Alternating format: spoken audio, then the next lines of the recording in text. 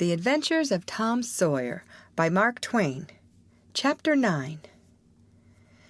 At 9:30 that night, Tom and Sid were sent to bed as usual. They said their prayers, and Sid was soon asleep. Tom lay awake and waited in restless impatience.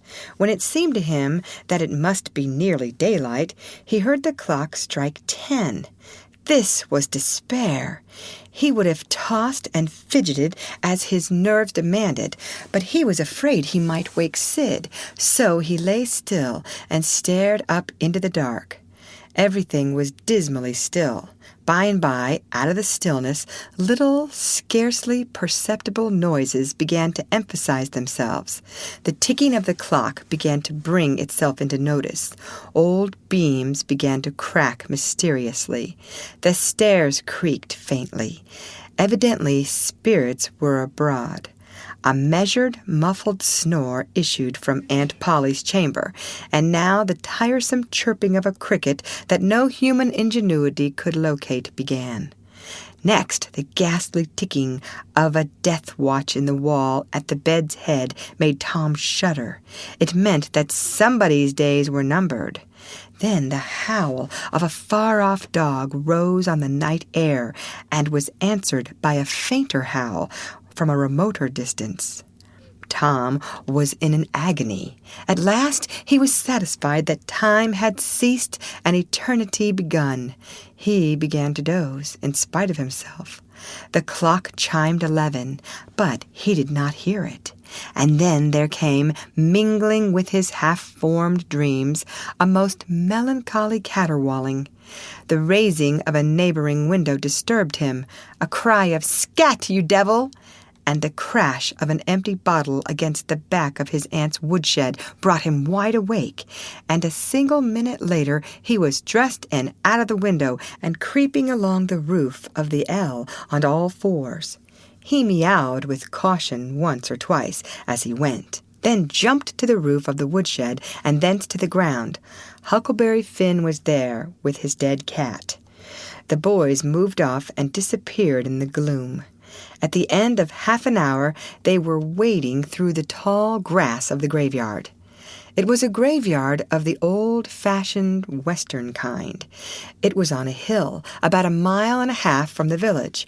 It had a crazy board fence around it, which leaned inward in places and outward the rest of the time, but stood upright nowhere. Grass and weeds grew rank over the whole cemetery. All the old graves were sunken in. There was not a tombstone on the place. Round-topped, worm-eaten boards staggered over the graves, leaning for support and finding none. "Sacred to the memory of so-and-so" had been painted on them once, but it could no longer have been read on the most of them now, even if there had been light. A faint wind moaned through the trees, and Tom feared it might be the spirits of the dead complaining at being disturbed. The boys talked little and only under their breath, for the time and the place and the pervading solemnity and silence oppressed their spirits.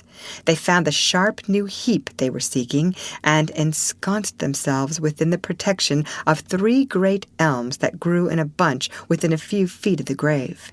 Then they waited in silence for what seemed a long time.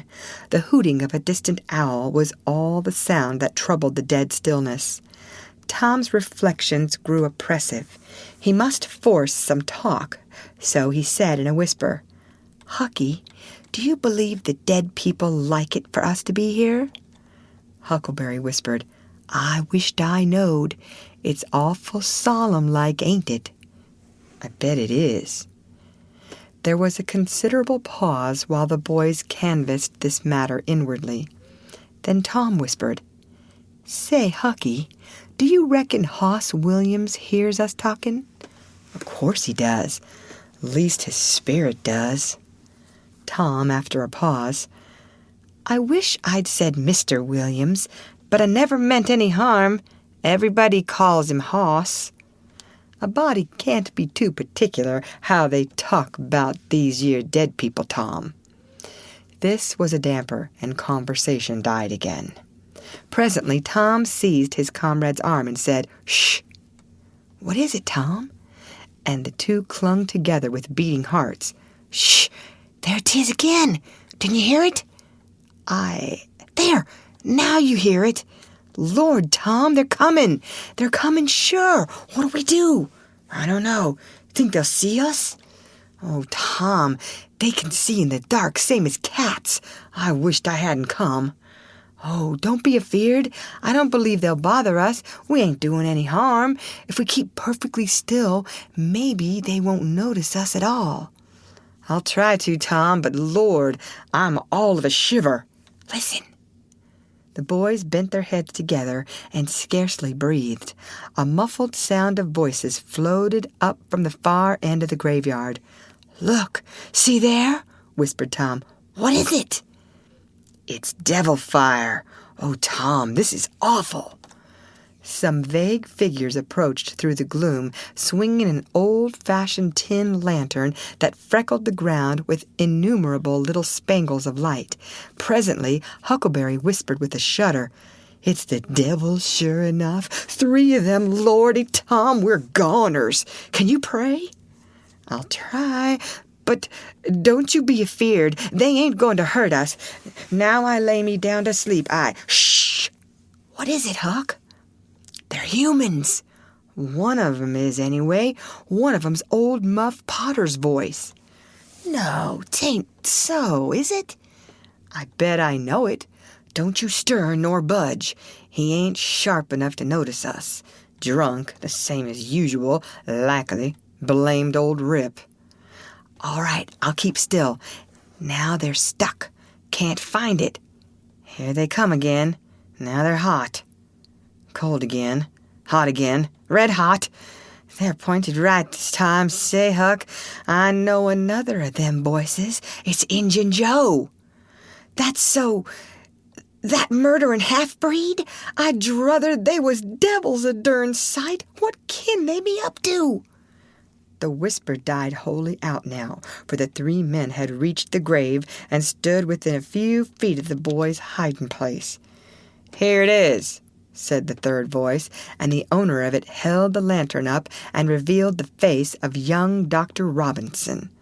Potter and Injun Joe were carrying a hand-barrow with a rope and a couple of shovels on it. They cast down their load and began to open the grave.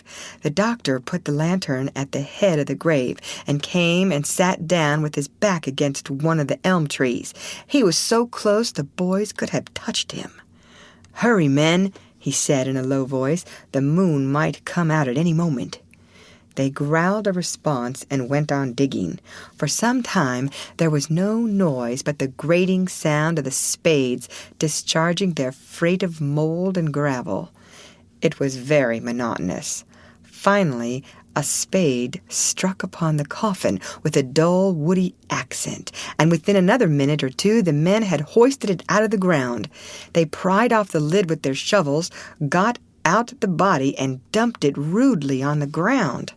The moon drifted from behind the clouds and exposed the pallid face. The barrow was got ready and the corpse placed on it, covered with a blanket, and bound to its place with the rope. Potter took out a large spring knife and cut off the dangling end of the rope, and then said, "Now the cussed thing's ready, Sawbones, and you'll just out with another 5, or here she stays." "That's the talk," said Injun Joe. "Look here, what does this mean?" said the doctor. "You required your pay in advance, and I've paid you." "Yeah, and you done more than that," said Injun Joe, approaching the doctor, who was now standing. 5 years ago you drove me away from your father's kitchen one night when I come to ask for something to eat, and you said I weren't there for any good. And when I swore I'd get even with you if it took 100 years, your father had me jailed for a vagrant. Did you think I'd forget? The Injun blood ain't in me for nothing, and now I've got you, and you got to settle, you know." He was threatening the doctor with his fist in his face. By this time, the doctor struck out suddenly and stretched the ruffian on the ground. Potter dropped his knife and exclaimed, "Here now, don't you hit my pard." And the next moment he had grappled with the doctor, and the two were struggling with might and main, trampling the grass and tearing the ground with their heels. Injun Joe sprang to his feet, his eyes flaming with passion, snatched up Potter's knife, and went creeping cat-like and stooping round and round about the combatants, seeking an opportunity. All at once the doctor flung himself free, seized the heavy headboard of Williams's grave, and felled Potter to the earth with it. And in the same instant the half-breed saw his chance and drove the knife to the hilt in the young man's breast. He reeled and fell partly upon Potter, flooding him with his blood, and in the same moment the clouds blotted out the dreadful spectacle, and the two frightened boys went speeding away in the dark. Presently, when the moon emerged again, Injun Joe was standing over the two forms, contemplating them. The doctor murmured inarticulately, gave a long gasp or two, and was still. The half-breed muttered, "That score is settled. Damn you." Then he robbed the body, after which he put the fatal knife in Potter's open right hand and sat down on the dismantled coffin. 3, 4, 5 minutes passed, and then Potter began to stir and moan. His hand closed upon the knife. He raised it, glanced at it, and let it fall with a shudder. Then he sat up, pushing the body from him, and gazed at it, and then around him confusedly. His eyes met Joe's. "Lord, how is this, Joe?" he said. "It's a dirty business," said Joe without moving. "What did you do it for?" I never done it." "Look here, that kind of talk won't wash." Potter trembled and grew white. "I thought I'd got sober. I'd no business to drink tonight, but it's in my head yet, worse'n when we started here. I'm all in a muddle. Can't recollect anything of it, hardly. Tell me, Joe, honest. Now, old feller, did I do it?" "Joe, I never meant to. 'Pon my soul and honor, I never meant to, Joe. Tell me how it was, Joe. Oh, it's awful, and him so young and promising." "Why, you two was scuffling, and he fetched you one with the headboard, and you fell flat. And then up you come, all reeling and staggering like, and snatched the knife and jammed it into him, just as he fetched you another awful clip, and here you've laid as dead as a wedge till now. Oh, I didn't know what I was a-doing. I wish I may die this minute if I did. It was all on account of the whiskey and the excitement, I reckon. I never used a weepon in my life before, Joe. I've fought, but never with weepons. They'll all say that. Joe, don't tell. Say you won't tell, Joe. That's a good feller. I always liked you, Joe, and stood up for you, too. Don't you remember? You won't tell, will you, Joe?"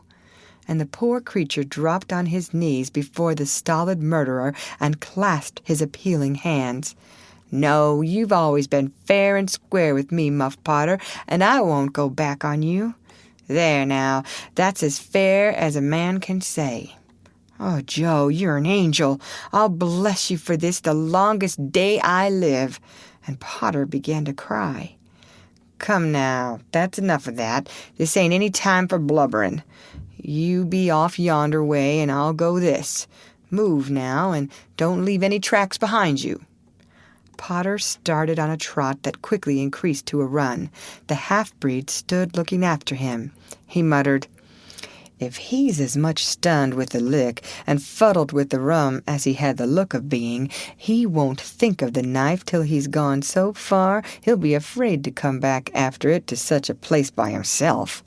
Chicken heart." 2 or 3 minutes later, the murdered man, the blanketed corpse, the lidless coffin, and the open grave were under no inspection but the moon's. The stillness was complete again, too. End of chapter. Read by Lorraine Montgomery for Lit2Go on the web at fcit.usf.edu.